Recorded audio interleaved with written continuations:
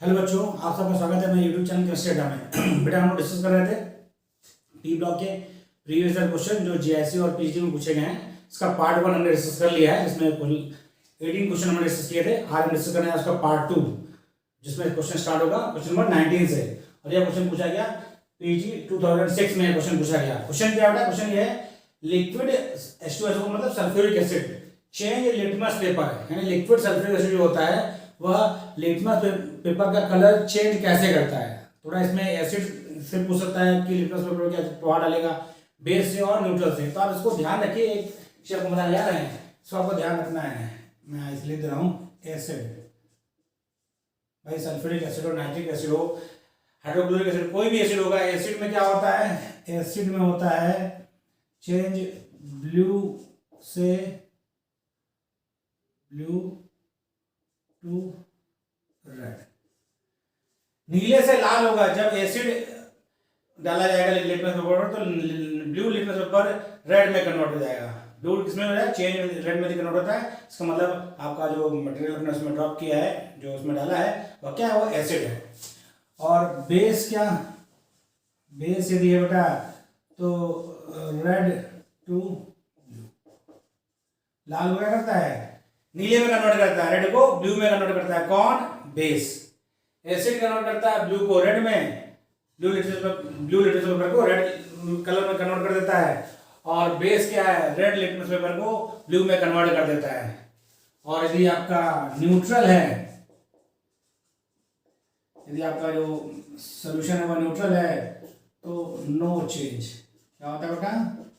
No change. ये ध्यान रखिए, एसिड ब्लू कलर के लिटमस पेपर को रेड में और बेस रेड कलर के लिटमस पेपर को ब्लू में कन्वर्ट करता है। न्यूट्रल जो होगा, सोल्यूशन होगा, वह लिटमस पेपर को कोई प्रभाव नहीं डालता।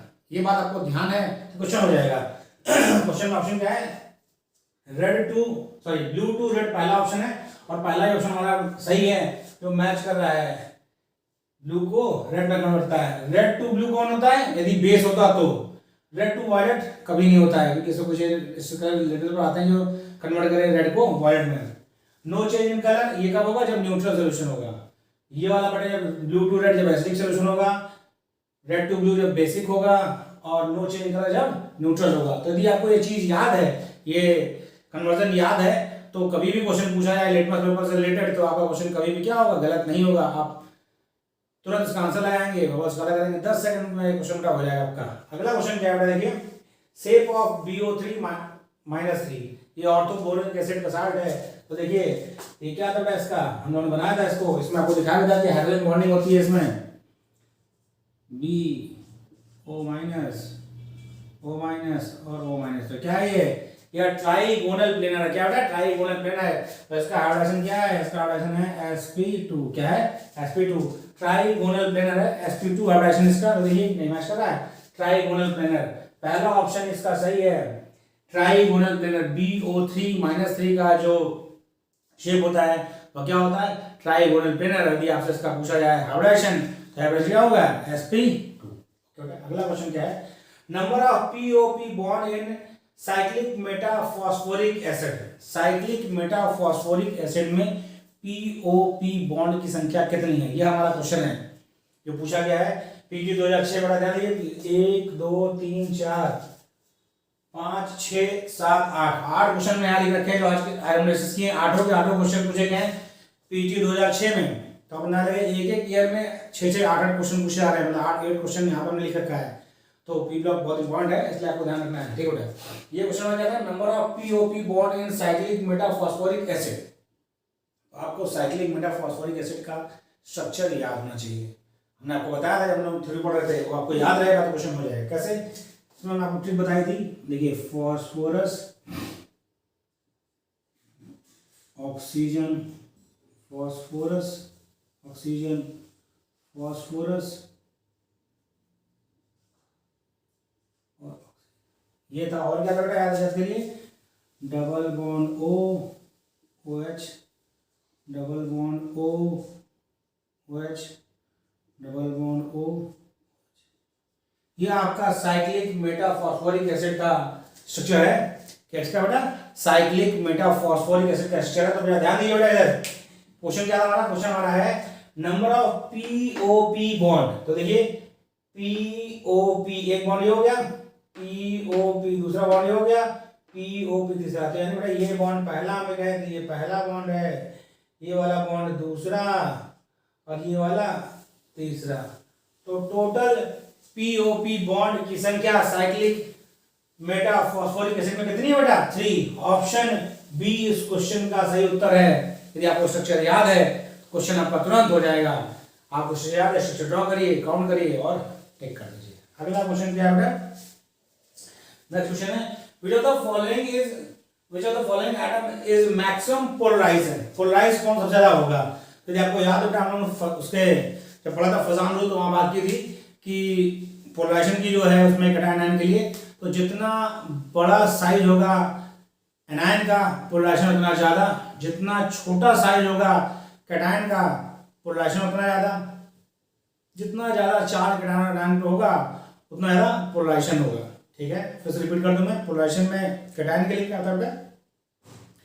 Smaller the size greater the charge, charge के डायरेक्टली प्रोपोर्शनल और साइज के इनवर्सली प्रोपोर्शनल। किसमें? जब हम बात कर रहे थे कैटायंस के लिए, पोलराइजेशन पावर के लिए।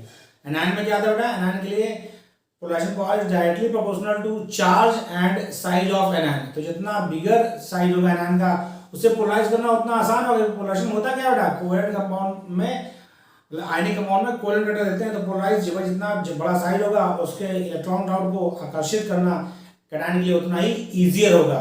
तो larger the size larger the polarisation. तो देखिए आपको पता है फ्लोरीन, क्लोरीन, ब्रोमीन, आयोडीन में क्या है? सबसे बिगर साइज कौन है? आयोडीन। तो ये ग्रुप में नीचे आने पर साइज बढ़ता है क्योंकि आयोडीन का साइज सबसे बड़ा है, इसीलिए सबसे ज्यादा पोलराइज यही होगा। क्योंकि हमारा क्वेश्चन क्या था? मैक्सिमम, अधिकतम पोलराइज कौन होगा? आयोडीन। कौन होगा बेटा? आयोडीन। अगला क्वेश्चन को देखते हैं। नेक्स्ट क्वेश्चन, क्वेश्चन नंबर 23 जो पूछा गया पीटी 2006 में। ये क्वेश्चन बेटा रिपीट हुआ है, इससे पहले भी पीजी में कई बार पूछा जा चुका है, जैसे को कई बार पूछा जा चुका है। बहुत फेमस क्वेश्चन है। क्या बेटा? Diagonal relationship between beryllium and aluminium is due to. मैंने आपको बताया था जिसमें जिसमें होती है, यानी किसमें किसमें होती है बेटा? लिथियम और मैग्नीशियम में, बेरिलियम और एल्यूमिनियम में, फिर बोरॉन और सिलिकॉन में। ये आपको ध्यान रखना है, तीन डायगोनल रिलेशनशिप है, तीनों का रीजन एक ही है, due to same polarising power, polarisation power, और charge by radius ratio almost same होता है। जो भी एलिमेंट डायगोनल रिलेशनशिप में है उनका चार्ज बाय रेडियस रेशियो क्या होता है? सेम होता है। इसीलिए वो डायगोनल रिलेशनशिप शो करते हैं। वो अलग अलग ग्रुप के होने के बावजूद उनकी कुछ प्रॉपर्टीज, कुछ कंपाउंड्स के नेचर सेम होते हैं। तो यहाँ पर ऑप्शन क्या आएगा? सेम रेडियस नहीं, सेम आयनिक रेडियस नहीं, charge by radius ratio same. Option C is right for diagonal relationship reason. Diagonal relationship होने के लिए charge by radius ratio almost same होना चाहिए। ओके बेटा, अगला क्वेश्चन देखिए क्या क्वेश्चन है? Compound which have covalent bond, ठीक है, वो कंपाउंड जिनमें कोवेलेंट बॉन्ड हो but highly strong and rigid, highly strong और रिजिड हो। ऐसे में इसमें ABCD चारों में तीन तीन कंपाउंड दे रखे हैं, हमें वह वाला ऑप्शन चूज करना है जिसमें कोवेलेंट बॉन्ड हो सबके पास लेकिन वो हार्ड और रिजिड हो। बात करते हैं आगे बेटा। देखिए पहले वाले में क्या कैल्शियम कार्बाइड लिखा है, सिलिकॉन कार्बाइड और बोरॉन कार्बाइड लिखा है। बोरॉन कार्बाइड में तो कोवेलेंट बॉन्ड है, सिलिकॉन कार्बाइड में कोवेलेंट बॉन्ड है, लेकिन कैल्शियम कार्बाइड में कौन सा बॉन्ड होता है? कैल्शियम कार्बाइड में होता है आयनिक बॉन्ड। ऑप्शन गलत हो गया। बोरॉन नाइट्राइड में कोवेलेंट बॉन्ड है, लेकिन मैग्नीशियम नाइट्राइड क्या होता है? मैग्नीशियम नाइट्राइड एक आयनिक कंपाउंड है, ये भी कट गया। सी ऑप्शन देखिए, boron carbide covalent compound, diamond allotropy है कार्बन का, और सिलिकॉन कार्बाइड कार्बन बोलते हैं इसको। तो देखिए ध्यान से, ये तीनों ही कोवेलेंट कंपाउंड है, बात नंबर 1, और तीनों ही रिजिड होते हैं। ये तो मोस्ट स्ट्रॉन्ग रिजिड एलिमेंट है नेचर में, naturally most strong rigid element, और silicon carbide synthetic most strong rigid element है, मतलब सॉरी कंपाउंड है। सिलिकॉन क्या है? सिंथेटिकली मोस्ट स्ट्रॉन्ग कंपाउंड है, और डायमंड क्या है? नेचुरली अगर मोस्ट स्ट्रॉन्ग एलोट्रॉप है कार्बन का, और बोरॉन कार्बाइड भी क्या होता है? स्ट्रॉन्ग और रिजिड होता है। इन तीनों में कोवेलेंट बॉन्ड है, क्योंकि डायमंड में क्या होता है? एक कार्बन 4 कार्बन से sp3 हाइड्रोजन से जुड़ा होता है, टेट्राहेड्रल 3 डायमेंशनल गेंट मॉलिक्यूल है। ओके बेटा, तो ये तीनों में क्या है? कोवेलेंट बॉन्ड है, हार्ड एंड रिजिड है। तो ऑप्शन सी आपका सही उत्तर है। ऑप्शन डी में देखिए यहाँ तो कोवेलेंट बॉन्ड है, यहाँ कोवेलेंट बॉन्ड लेके क्या है, आयनिक है। तो हमें ऐसा खोजना था जिसमें तीनों के पास तीनों में कोवेलेंट बॉन्ड हो और रिजिड हो। ओके बेटा, अगला क्वेश्चन देखिए हमारा, यह क्वेश्चन ऑक्सो एसिड से रिलेटेड है। क्या कह रहा है, acidic strength of oxy acid of halogen is. कौन कौन से आपको पता बेटा, फ्लोरीन ऑक्सो एसिड फॉर्म नहीं करता, यह इंपॉर्टेंट कॉन्सेप्ट है। फ्लोरीन कभी भी ऑक्सो एसिड फॉर्म नहीं करता क्योंकि वो मोस्ट इलेक्ट्रोनेगेटिव एलिमेंट है, तो वो तो बनाता ही नहीं है। बचा कौन, क्लोरीन, ब्रोमीन, आयोडीन, उनके ऑक्सो एसिड्स दे रखा है, उसमें एसिडिक स्ट्रेंथ पूछ रखा है। तो हमने आपको वहां पर बताया था, हमने पढ़ रहे थे, यहाँ आपको उसको रिपीट कर रहे कॉन्सेप्ट को। बड़ा इधर वाला हो गया, ये वाला क्वेश्चन कॉपी कर लिए, इसको कॉपी कर लिए, फिर हम लिखते हैं कॉन्सेप्ट। फिर से कॉन्सेप्ट दोबारा लिखने से आपको फिर से याद हो जाएगा कॉन्सेप्ट। कॉपी कर लिया बेटा इसको। क्या बताया था आपको बेटा,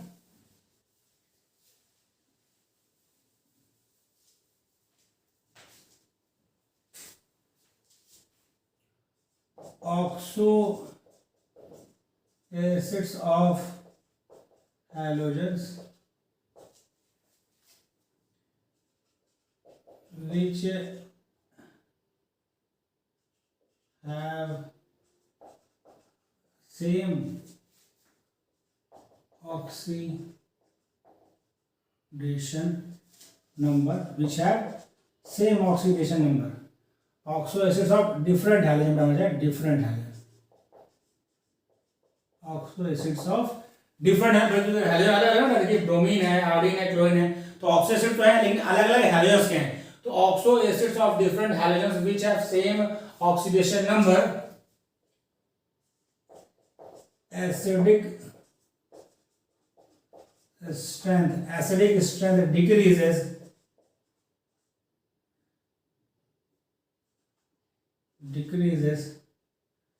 as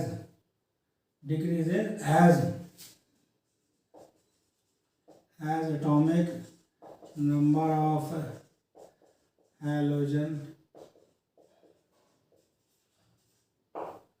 तो कहना क्या है कि वो ऑक्सो एसिड जो अलग अलग हैलोजेंस के ऑक्सो एसिड्स, अलग अलग हैलोजन के ऑक्सो एसिड्स जिनमें ऑक्सीडेशन नंबर हैलोजन का क्या हो, सेम हो, उनके एसिडिक स्ट्रेंथ का ऑर्डर क्या होता है, उनके एसिडिक स्ट्रेंथ का ऑर्डर ये होता है कि जैसे जैसे हैलोजन का एटॉमिक नंबर बढ़ता जाएगा उनका एसिडिक स्ट्रेंथ घटता जाएगा, उनका एसिडिक स्ट्रेंथ घटता जाएगा। तो आपको पता होना है कि इसमें क्या है, क्लोरीन, ब्रोमीन और आयोडीन के ऑक्सो एसिड्स हैं। आपको पता है क्लोरीन का एटॉमिक नंबर सबसे कम, यानी वह सबसे स्ट्रॉन्ग ऑक्सो एसिड होगा, तो यहाँ पर HClO सबसे स्ट्रॉन्ग। उसके बाद किसका होता है, ब्रोमीन का, तो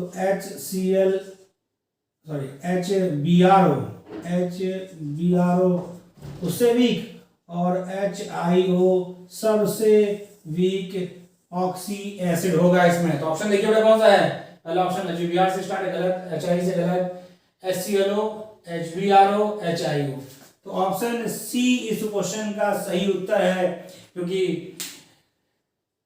ऑक्सो एसिड में देखिए बेटा ध्यान से, हैलोजन अलग अलग हैं, ऑक्सीडेशन नंबर क्या है, इसका भी +1, इसका भी +1, इसका भी +1। ओके, ऑक्सीडेशन नंबर सेम है, अलग अलग हैलोजन है, एटॉमिक नंबर सबसे कम किसका है, क्लोरीन का, इसलिए ये वाला आपका सबसे स्ट्रॉन्ग एसिड है, उससे ज्यादा इसका है, इसलिए उसके वीक सबसे ज्यादा HIO। आयोडीन का होता है एटॉमिक नंबर, इसलिए HIO सबसे वीक ऑक्सी एसिड है। ओके, कोई दिक्कत नहीं, ठीक है। तो क्वेश्चन बड़ा पूछा गया PG 2006 में। अगला क्वेश्चन देखिए, decreasing order of basic strength of following species F-, OH-, NH2- और CH3-। ये बेटा बहुत फेमस क्वेश्चन है जो आपको ध्यान रखना है। बात कर रहा है बेसिक स्ट्रेंथ, तो देखिए समझिए, आपको सीधी बात है, यह क्या करेगा बेटा, आपका ये आपका जो चारों दे रखे हैं वो किस तरह, कौन से बेस की तरह बिहेव करेंगे, यह बिहेव करेंगे लुईस बेस की तरह। क्या देंगे, अपना लोन पेयर देंगे, क्या देंगे बेटा, अपना लोन पेयर डोनर है। तो आप देखिए लोन पेयर डोनर है, तो इनमें देखिए ऑक्टेट तो सबका पूरा है, ऑक्टेट इसका भी पूरा है, फ्लोरीन का भी, OH का भी, NH2- और CH3- में। तो ये लोन पेयर डोनर है, इनके पास लोन पेयर नहीं चलेगा, लोन पेयर सही।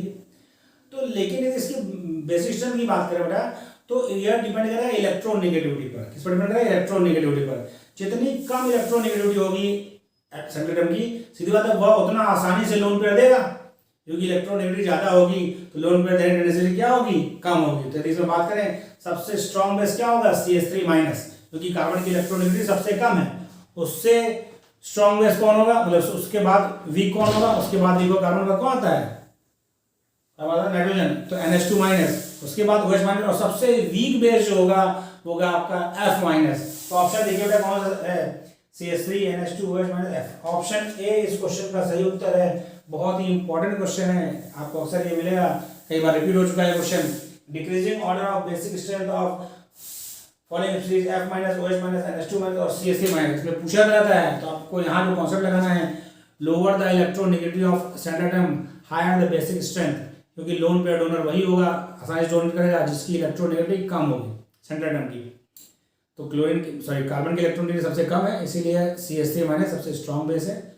उसके बाद उससे ज़्यादा इलेक्ट्रोनेगेटिविटी नाइट्रोजन होती है तो वो उससे वीक बेस हुआ, उससे ज़्यादा ऑक्सीजन की होती है तो वो उससे वीक हुआ, फ्लोरीन की इलेक्ट्रोनेगेटिविटी सबसे ज़्यादा होती है तो वो सबसे वीक बेस है F माइनस। ओके बेटा, इसे कॉपी कर लीजिए, फिर हम अगला क्वेश्चन डिस्कस करते हैं। अगला पार्ट सेकेंड पार्ट का क्वेश्चन है 26 तक, 27 क्वेश्चन हम नेक्स्ट स्लाइड में डिस्कस करेंगे। कॉपी कर लीजिए।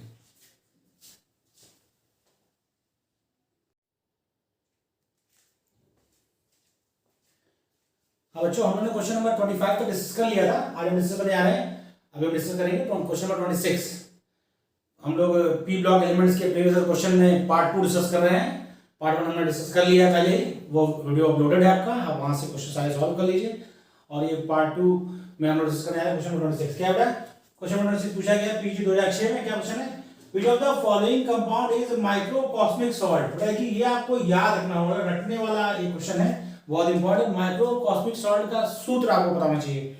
देखिए हाइड्रेटेड फॉर्म में दे रखा है, क्रिस्टलाइन फॉर्म में दे रखा है, इसलिए वाटर क्रिस्टलाइन लगाया है। इसका फार्मूला ये है NaNH4HPO4। बहुत इंपॉर्टेंट फार्मूला है, पूछा जाता रहता है माइक्रोकॉस्मिक सॉल्ट का फार्मूला अक्सर, तो आपको उसका फार्मूला याद होना चाहिए। क्या है माइक्रोकॉस्मिक सॉल्ट का फार्मूला, NaNH4HPO4 है। बेटा क्योंकि सब हाइड्रेटेड फॉर्म में दे रखे हैं इसलिए इसमें 4H2 होता है, ये भी ध्यान रखना है। NaNH4HPO4 4H2 देखिए, और बाकी इस तरह नहीं दे रखा कोई भी, ये गलत है, इतना ये सही है। NaNH4HPO4.4H2 होता है माइक्रोकॉस्मिक सॉल्ट का सूत्र, जिसे आपको याद रखना है। क्योंकि यदि आपको याद है तो 1 मिनट में, मतलब आपको मुश्किल से 2-3 सेकंड में क्वेश्चन ठीक हो गया, ये 10 सेकंड में क्वेश्चन हो जाएगा। टिक करना, बबल करना सब। यदि आपको फॉर्मूला नहीं याद है तो क्वेश्चन आपको छोड़ना पड़ेगा या फिर गलत ऑप्शन आप चूज कर सकते हैं। ठीक है, अगला क्वेश्चन देखिए। क्वेश्चन क्या है, which one is the following represent arachnoborane. थोड़ा आपको हमने जब हमारा ग्रुप 13 एलिमेंट पढ़े होंगे बोरॉन फैमिली का, तो उसमें हमने बता रखा है कि नाइडोबोरेन और अरेक्नोबोरेन का फॉर्मूला क्या था बेटा। नाइडो का फॉर्मूला है, नाइडोबोरेन का फॉर्मूला क्या था, BnHn+4 ये था। और अरेक्नो का क्या था बेटा, अरेक्नो का था BnHn+6, ये फॉर्मूला है अरेक्नो का। Bn का जो भी बोरॉन में जो भी n का मान होगा, हाइड्रोजन में उसके +6 इलेक्ट्रॉन, +6 नंबर ऑफ हाइड्रोजन होगा। बोरॉन का जो नंबर होगा हाइड्रोजन का क्या होगा, +6 नंबर में होगा। और नाइट्रोबोरेन में क्या होगा, BnHn+4। अब देखिए हमारा कौन सा मैच कर रहा है भाई, यहाँ देखिए B2 और H6 मतलब B2H2+4, 2+4 का मतलब नाइट्रोबोरेन। ये क्या है, नाइट्रोबोरेन है। ये देखिए BnH11 लिखा है, मतलब B5H11 लिखा है, तो n आपका यहाँ पे क्या है, 5 है, तो ये क्या होगा 11 कितना होगा, 5+6 है, तो इसी फॉर्म में आएगा BnHn+6। यहाँ पर n का मान क्या है, n का मान यहाँ पर 5 है, तो देखिए B5H5+6 क्या 11, B5H11। तो आपका ऑप्शन बी जो है वो अरेक्नोबोरेन का है। बाकी जो A, C और D है वो क्या है, वो सब नाइट्रोबोरेन है। बहुत आसान है ये भी क्वेश्चन, आपको बस का फॉर्मूला अरेक्नोबोरेन का और नाइट्रोबोरेन का पता होना चाहिए, जनरल फॉर्मूला। यदि आपको जनरल फॉर्मूला पता है तो क्वेश्चन हो जाएगा इजीली। अगला क्वेश्चन देखिए बेटा, sorry the correct order of basic strength is. Basic strength में बहुत तरह क्वेश्चन आते हैं और उसका जो कॉमन कॉन्सेप्ट आपको वो ध्यान रखना है बेटा। ये जो बेस दे रखे हैं इसमें एग्जांपल में, वो सब के सब क्या हैं, वो सब के सब बेस है आपके लुईस बेस है। क्या है, लुईस बेस है। लुईस बेस में क्या होता है, लोन पेयर डोनर होते हैं लुईस बेस। और लोन पेयर यदि ध्यान दें आप, हम एग्जांपल पहले में दिखा दें आपको, तो नाइट्रोजन के पास एक लोन पेयर है, हाइड्रोजन के पास 2 लोन पेयर और फ्लोरीन के पास 3 लोन पेयर है। तो आप कहीं से भी इस तरह डिसाइड नहीं करेंगे कि फ्लोरीन के पास 3 लोन पेयर है तो वह ज्यादा बेसिक होगा, क्योंकि उसके पास 3 है तो दे ही सकता है, ऐसा नहीं बेटा। लोन पेयर देने के लिए इस बात को कंसीडर करना है कि जिस पर लोन पेयर है उसको कहते हैं सेंट्रल एटम। सेंट्रल एटम की इलेक्ट्रोनेगेटिविटी डिसाइड करती है कि वह कितना ज्यादा बेसिक होगा। और यदि इनमें बात करें तो अमोनिया, वाटर और HF में अमोनिया की इलेक्ट्रोनेगेटिव में जो नाइट्रोजन है, नाइट्रोजन की इलेक्ट्रोनेगेटिव क्योंकि बड़ा सबसे कम होती है, इसीलिए वह लोन पेयर आसानी से देगा as compare to water and as compare to hydrogen fluoride. यदि बेसिसिटी की बात करें तो सबसे ज्यादा बेसिक होगा अमोनिया, उसके बाद आपका वाटर और उसके बाद आपका HF।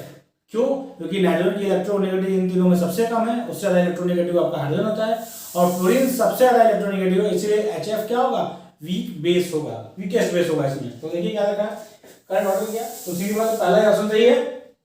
इसमें दिखा रखा है अमोनिया को सबसे ज्यादा बेसिक, उसके बाद वाटर, उसके बाद HF। क्यों ऐसा हुआ? क्योंकि electronegativity of central atom increases left to right, तो basicity decreases left to right. Okay बेटा, अगला क्वेश्चन देखिए, the correct order of acidic strength.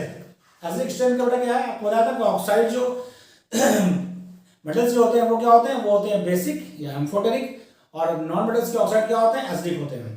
Non metals के ऑक्साइड एसिडिक होते हैं। जितनी ज्यादा इलेक्ट्रोनेगेटिविटी होगी आपके उसकी, क्या बोलते हैं उसको, नॉन मेटल की, उतनी ज्यादा एसिडिक स्ट्रेंथ उसकी होगी। यहाँ पे दे रखा है क्लोरीन का, क्लोरीन, सल्फर, फास्फोरस का, ये ऑक्साइड दे रखा है आपका कार्बन, नाइट्रोजन और सल्फर का, ये वाला दे रखा है पोटेशियम, कैल्शियम और मैग्नीशियम का, और इसमें दे रखा है सोडियम, मैग्नीशियम और एल्यूमिनियम का। तो देखिए ध्यान से, यदि हम बात करें तो आपका ऑप्शन पहला ही सही है। कैसे पता था? पहले बेटा देखिए इसमें तीनों ही नॉन मेटल के ऑक्साइड है। इस वाले में क्या है, इस वाले में तीनों नॉन मेटल के ऑक्साइड है, ये मेटल के ऑक्साइड इसमें मेटल के, ये दोनों तो अपने आप कट गया। ऑप्शन बी और ऑप्शन डी इसलिए कट गया क्योंकि इसमें ऑप्शन बी बढ़ गया, ये बेसिक, ये बेसिक, ये एम्फोटेरिक, ये बेसिक, ये बेसिक, ये बेसिक। तो बी और डी में क्या है, बेसिक ऑक्साइड्स है, तो अपने आप कंसीडर करेंगे। ए और सी की बात करते हैं। देखिए ए में भी आपका ऑक्साइड है नॉन मेटल्स का, और सी में भी है। तो देखिए यदि ए और सी में ध्यान रखिए तो उसमें क्लोरीन, सल्फर और फास्फोरस है, जबकि यहाँ पर कार्बन, नाइट्रोजन और सल्फर है। और आपको पता है कि क्लोरीन के जो ऑक्साइड्स हैं वो मोर एसिडिक होते हैं एज कंपेयर टू सल्फर और एज कंपेयर टू फास्फोरस। तो ऑप्शन ए आपका सही उत्तर है, क्योंकि क्लोरीन की इलेक्ट्रॉनिक ज्यादा है और यहाँ पर उसका ऑक्सीडेशन स्टेट भी ज्यादा है। इसमें ऑक्सीडेशन स्टेट क्लोरीन का +7 होगा, सल्फर का +4 होगा, और फास्फोरस का क्या होगा, फास्फोरस बेटा यहाँ पर ऑक्सीडेशन इन दोनों से कम होगा। तो इसीलिए सबसे अधिक एसिडिक कौन हुआ, Cl2O7, उससे कम एसिडिक हुआ SO2, और सबसे कम एसिडिक कौन है, P4O10। तो ऑप्शन ए इस क्वेश्चन का सही उत्तर है। ठीक है, ध्यान रखिए, आपको बस देखना है कि पहले ऑप्शन मिल रखा है, मतलब ऑर्डर में याद नहीं आ रहा है। पहले देखिए एसिडिक पूछा तो पहले बेसिक काट लीजिए, जो भी बेसिक ऑक्साइड्स हैं पहले सेंट्रल मॉडल, एंड यदि आपका जो है वो यदि एल्कली मॉडल है, एल्कलाइन अर्थ मॉडल है, आपको पता है बेटा बेसिक होगा।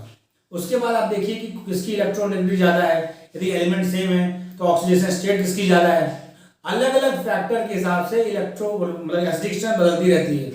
और नॉन मेटल्स के ऑक्साइड की एसिडिक स्ट्रेंथ का क्वेश्चन हर साल कम से कम 1 या 2 आता है, तो उसको आपको अच्छे समझना है। हमने जब लेक्चर्स पढ़ाए हैं उसमें आपको बकायदा बता रखा है कि ऑक्सीडेशन स्टेट वेरी करेगा तो एसिडिक स्ट्रेंथ में क्या फर्क पड़ेगा, ऑक्सीडेशन स्टेट सेम है, हाइड्रोजन वैरी करेगा तो क्या फर्क पड़ेगा, ये सब हमने डिटेल में डिस्कस किया है। उस दिन उसको आप लेक्चर को ध्यान से देखते हैं तो इस तरह क्वेश्चन आपको बिल्कुल भी समय नहीं लगेगा। अगला देखिए क्वेश्चन ये है आपका, the correct order of acidic. ये क्वेश्चन का पीजी 2 एग्जाम में पूछा गया, ये भी पीजी 9 का है, बेसिक का, एसिडिक का। बोरेन वाला भी 9 का है। 1 2 3 4 5 क्वेश्चन पी ब्लॉक से पूछे गए, जिसमें क्या है बेटा 1 2 ये दोनों क्या एसिडिक स्ट्रेंथ के हैं, ये दोनों क्या है बेटा एसिडिक स्ट्रेंथ के ही हैं। बहुत इजी हो गया। अब देखिए आगे अगला क्वेश्चन देखिए बेटा, the correct order of acidity is. तो इसमें देखिए जब आपका क्या है, क्लोरीन के सारे ऑक्सो एसिड्स हैं, क्या बेटा क्लोरीन के ऑक्सो एसिड्स हैं, और क्लोरीन के ऑक्सो एसिड्स होते हैं, तो जितना ज्यादा ऑक्सीडेशन नंबर क्लोरीन का होगा उतनी ज्यादा एसिडिक स्ट्रेंथ होगी।